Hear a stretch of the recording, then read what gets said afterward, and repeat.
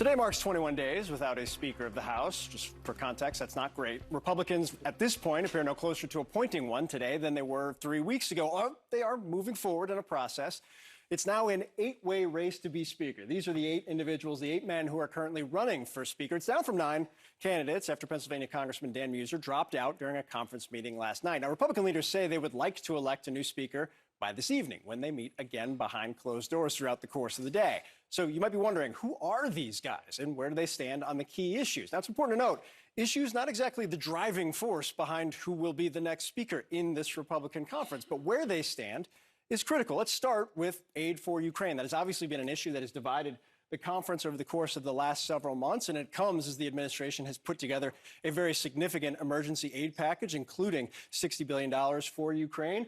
When it comes to the last vote on Ukraine aid back in September, 4 of the individuals who are running voted yes, 4 voted no. Tom Emmer, who is a member of leadership, the current House Majority Whip, he was a yes. Leadership often votes with where the top of the conference is. Austin Scott, Jack Bergman, Pete Sessions also yes votes. Mike Johnson, Byron Donalds, Kevin Hern, Gary Palmer, they were all no votes, representing, I think, the split that is very clear within the conference. What about the 2020 election? That has been a guiding force for the individual who's the current frontrunner in the Republican Party, who was the president back then.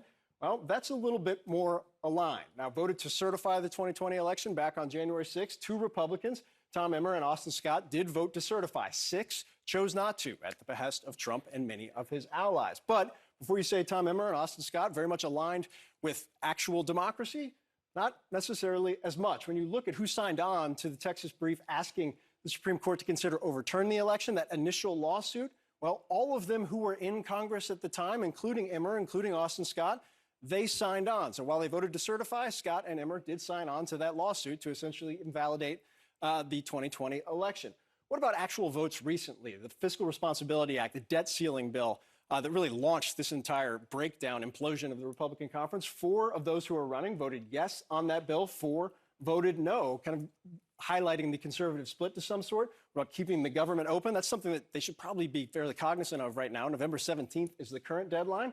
4 voted yes, 3 voted no. 1, Byron Donalds, did not vote. The expectation was that he would have voted no. The one primary split you see where one member really splits off from the rest is on gay marriage, where Tom Emmer did vote on the Protect Same-Sex Marriage Act in 2022. Emmer is a yes, everybody else is a no. This isn't one of the top issues within the conference right now, but what this underscores, this entire kind of range of issues, is that this isn't necessarily an issue-based election. This has been more of a personality run up to this point. And the big question for Emmer, who is a member of leadership, who does have some high-profile support already, including former Speaker of the House Kevin McCarthy, is where does Trump stand? His endorsements haven't won out up to this point. He's 0 for 2 right now in these races.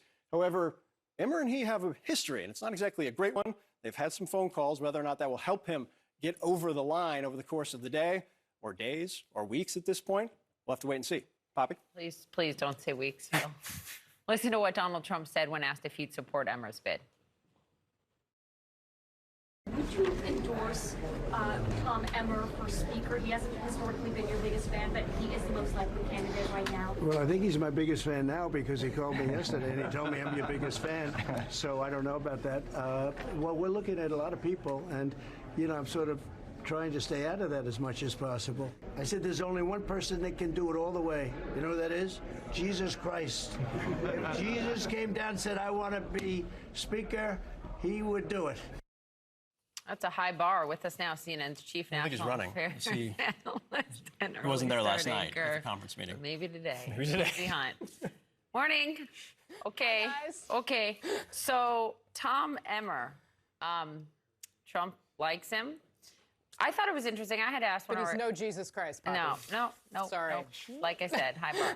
But I had said yesterday, I had asked about the fact that he and Austin Scott did vote to certify the election, and does that hurt them in the conference? But then there's also the fact that he questioned a lot about the election, and that, for example, that amicus brief in Texas back in 2020, a number of the efforts to try to overturn it. Listen to this from then.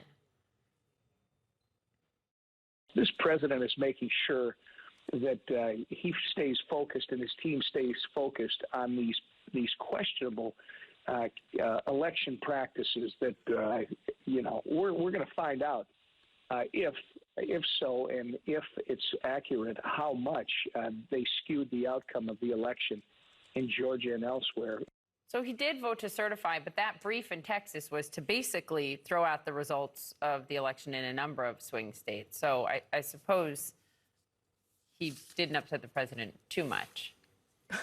Former well, president. Poppy, look, I think that was in the context of, when the Trump campaign was going through the legal challenges. And I think for a lot of Republicans in that period, they were willing to say, okay, sure, anyone has the right to go to court to talk about this stuff. Of course, later we learned over time that the courts rejected all of these appeals, right?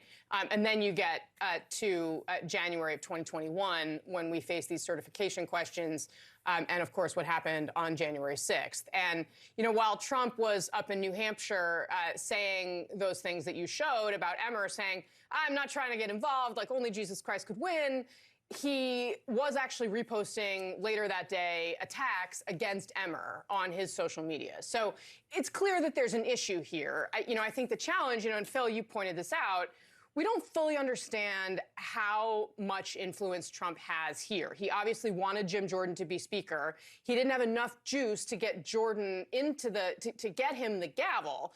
I think it's more likely he does have enough juice in the conference to sink somebody that he doesn't want. And if he really applies himself to sinking Emmer's bid, that could happen. But I do think that exhaustion factor is really setting in. And I think you saw last night, member after member telling our team, look, we got to get this done. We are over this. I think they are starting to see in their polling just how bad it looks for the American people. And they are realizing that they're going to start to get punished for it if they don't actually move. Now, whether it's enough, we'll see.